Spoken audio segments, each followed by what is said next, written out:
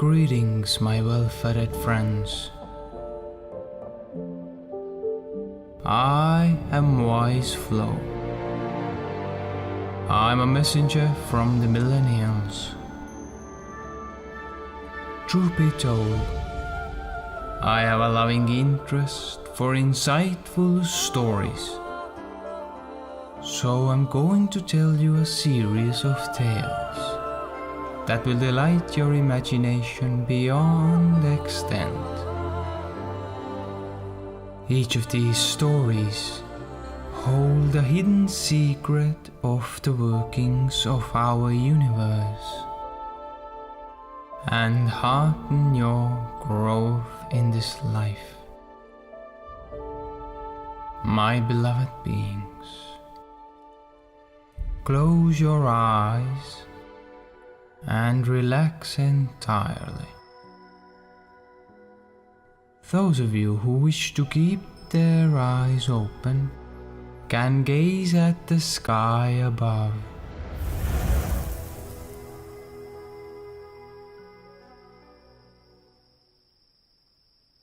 Welcome back, my friends. This evening's story is an Indian fable by Joseph Jacobs. A lack of rupees for a piece of advice. A poor blind Brahman and his wife were dependent on their son for their subsistence. Every day the young fellow used to go out and get what he could by begging. This continued for some time, till at last he became quite tired of such a wretched life, and determined to go and try his luck in another country. He informed his wife of his intention, and ordered her to manage somehow or other for the old people during the few months that he would be absent. He begged her to be industrious, lest his parents should be angry and curse him. One morning he started with some food in a bundle and walked on day after day, till he reached the chief city of the neighboring country. Here he went and sat down by a merchant's shop and asked alms. The merchant inquired whence he had come, why he had come, and what was his caste. To which he replied that he was a Brahman and was wandering hither and thither, begging a livelihood for himself and wife and parents.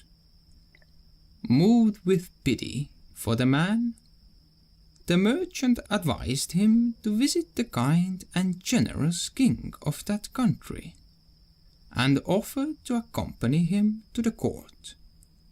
Now, at that time, it happened that the king was seeking for a Brahman to look after a golden temple, which he had just built.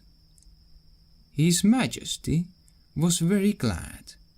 Therefore, when he saw the Brahman and heard that he was a good and honest, he at once deputed him to the charge of this temple, and ordered 50 karvars of rice and 100 rupees to be paid to him every year as wages. 2 months after this, the Brahman's wife, not having heard any news of her husband, left the house and went in quest of him. By a happy fate, she arrived at the very place that he had reached, where she heard that every morning at the golden temple a golden rupee was given in the king's name to any beggar who chose to go for it. Accordingly, on the following morning, she went to the place and met her husband. "Why have you come here?" he asked. "Why have you left my parents? Care you not whether they curse me and I die? Go back immediately and await my return." "No, no," said the woman. "I cannot go back to starve and see your old father and mother die. There is not a grain of rice left in the house." "Oh, Bhagwant!" exclaimed the Brahman. "Here, take this," he continued, scribbling a few lines on some paper, and then handing it to her. "And give it to the king. You will see that he will give you a lakh of rupees for it." Thus saying, he dismissed her, and the woman left. On this scrap of paper were written 3 pieces of advice. First, if a person is traveling and reaches any strange place at night, let him be careful where he puts up, and not close his eyes in sleep, lest he close them in death. Secondly, if a man has a married sister and visits her in great pomp, she will receive him for the sake of what she can obtain from him. But if he comes to her in poverty, she will frown on him and disown him. Thirdly, if a man has to do any work, he must do it himself, and do it with might and without fear. On reaching her home, the Brahmani told her parents of her meeting with her husband, and what a valuable piece of paper he had given her. But not liking to go before the king herself, she sent one of her relations. The king read the paper, and ordering the man to be flogged, dismissed him.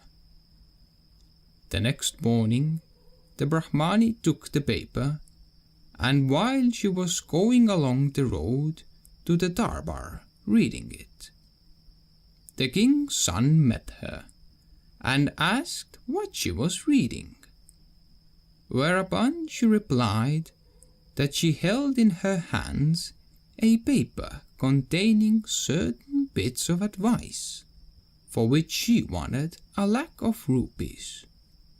The prince asked her to show it to him, and when he had read it, gave her a parvana for the amount and rode on. The poor Brahmani was very thankful. That day she laid in a great store of provisions, sufficient to last them all for a long time.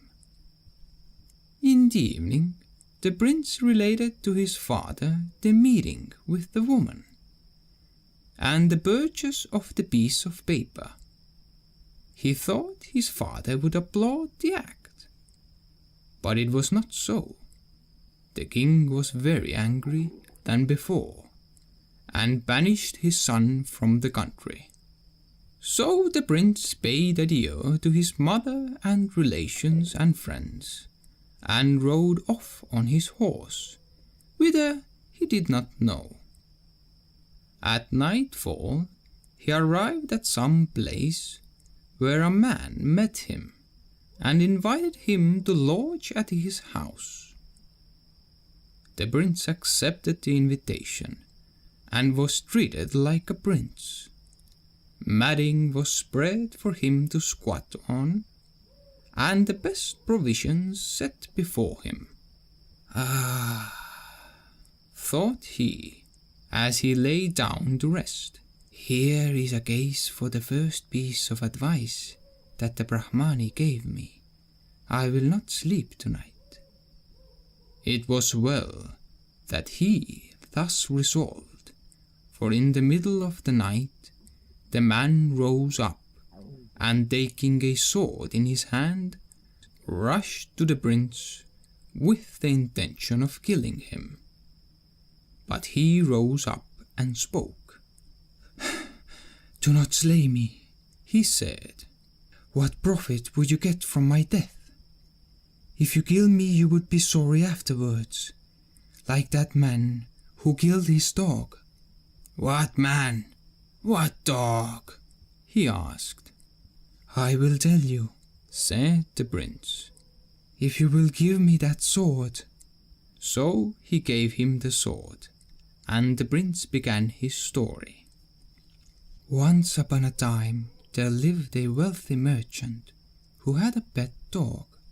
He was suddenly reduced to poverty and had to part with his dog.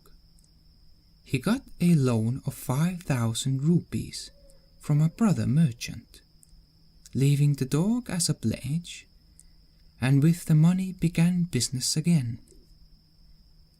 Not long after this, the other merchant's shop was broken into by thieves and completely sacked. There was hardly 10 rupees worth left in the place.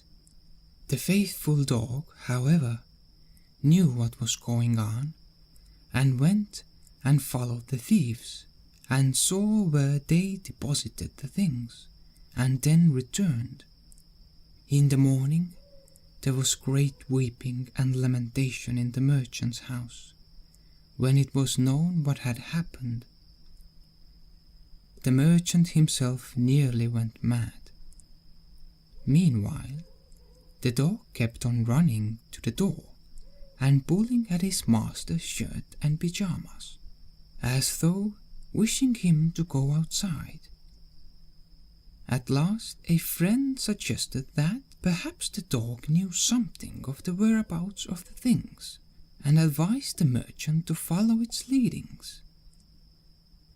The merchant consented and went after the dog right up to the very place where the thieves had hidden the goods. Here the animal scraped and barked and showed in various ways that the things were underneath. So the merchant and his friends dug about the place and soon came upon all the stolen property. Nothing was missing. There was everything just as the thieves had taken them. The merchant was very glad. On returning to his house, he at once sent the dog back to its old master with a letter rolled under the collar, wherein he had written about the sagacity of the beast, and begged his friend to forget the loan and to accept another 5,000 rupees as a present. When this merchant saw his dog coming back again, he thought, "Alas, my friend is wanting the money. How can I pay him? I have not had sufficient time to recover myself from my recent losses. I will slay the dog ere he reaches the threshold and say that another must have slain it. Thus there will be an end of my debt. No dog, no loan." Accordingly, he ran out and killed the poor dog. When the leather fell out of its collar, the merchant picked it up and read it. How great was his grief and disappointment when he knew the facts of the case. "Beware," continued the prince, "lest you do which afterwards you would give your life not to have done." By the time the prince had concluded this story, it was nearly morning, and he went away after rewarding the man. The prince then visited the country belonging to his brother-in-law. He disguised himself as a yogi, and sitting down by a tree near the palace, pretended to be absorbed in worship. News of the man and his wonderful piety reached the ears of the king. He felt interested in him, as his wife was very ill, and had sought for hakims to cure her, but in vain. He thought that perhaps this holy man could do something for her. So he sent to him, but the yogi refused to tread the halls of a king, saying that his dwelling was the open air, and that if his majesty wished to see him, he must come himself and bring his wife to the place. Then the king took his wife and brought her to the yogi. The holy man bade her prostrate herself before him, and when she had remained in this position for about 3 hours, he told her to rise and go, for she was cured. In the evening, there was great consternation in the palace, because the queen had lost her pearl rosary, and nobody knew anything about it. At length, someone went to the yogi and found it on the ground by the place where the queen had prostrated herself. When the king heard this, he was very angry and ordered the yogi to be executed. This stern order, however, was not carried out, as the prince bribed the men and escaped from the country. But he knew that the second bit of advice was true.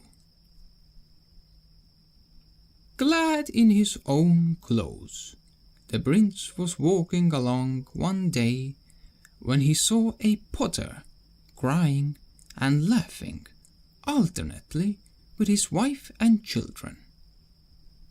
"Oh, fool," said he, "what is the matter? If you laugh, why do you weep? If you weep, why do you laugh?" "Do not bother me," said the potter. "What does it matter to you?" "Pardon me," said the prince, "but I should like to know the reason." "The reason is this, then," said the potter. "The king of this country has a daughter whom he is obliged to marry every day, because all her husbands died the first night of their stay with her. Nearly all the young men of the place have thus perished, and our son will be called on soon. We laugh at the absurdity of the thing, a potter's son marrying a princess, and we cry at the terrible consequence of the marriage. What can we do?" "Truly, a matter for laughing and weeping. But weep no more," said the prince. "I will exchange places with your son, and will be married to the princess instead of him. Only give me suitable garments, and prepare me for the occasion." So the potter gave him beautiful raiment and ornaments, and the prince went to the palace. At night he was conducted to the apartment of the princess. "Dread hour," thought he. "Am I to die like the scores of young men before me?" He clenched his sword with firm grip, and lay down on his bed, intending to keep awake all the night and see what would happen. In the middle of the night, he saw 2 shachmars come out from the nostrils of the princess. They stole over towards him, and intending to kill him, like the others who had been before him. But he was ready for them. He laid hold of his sword, and when the snakes reached his bed, he struck at them and killed them. In the morning the king came as usual to inquire, and was surprised to hear his daughter and the prince talking gaily together. "Surely," said he, "this man must be her husband, as he only can live with her. Where do you come from? Who are you? asked the king, entering the room. "O king," replied the prince, "I am the son of a king who rules over such and such a country." When he heard this, the king was very glad, and bade the prince to abide in his palace, and appointed him his successor to the throne. The prince remained at the palace for more than a year, and then asked permission to visit his own country, which was granted. The king gave him elephants, horses, jewels, and abundance of money for the expenses of the way, and as presents for his father, and the prince started. On the way he had to pass through the country belonging to his brother-in-law, whom we have already mentioned. Report of his arrival reached the ears of the king, who came with rope-tied hands and haltered neck to do him homage. He most humbly begged him to stay at his palace, and to accept what little hospitality could be provided. While the prince was staying at the palace, he saw his sister, who greeted him with smiles and kisses. On leaving, he told her how she and her husband had treated him at his first visit, and how he had escaped, and then gave them 2 elephants, 2 beautiful horses, 15 soldiers, and 10 lakhs rupees worth of jewels. Afterwards he went to his own home, and informed his mother and father of his arrival. Alas, his parents had both become blind from weeping about the loss of their son. "Let him come in," said the king, "and put his hands upon our eyes, and we shall see again." So the prince entered, and was most affectionately greeted by his old parents, and he laid his hands on their eyes, and they saw again.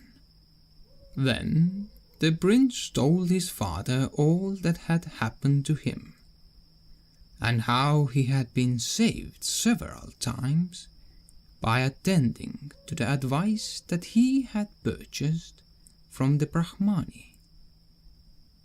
Whereupon the king expressed his sorrow for having sent him away, and all was joy and peace again. This concludes our this evening's story. I hope you liked it.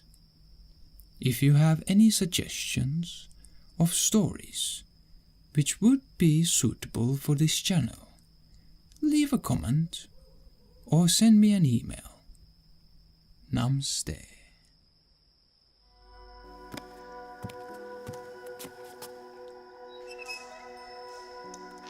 Thank you for subscribing. I'll be back with another great story, just like that.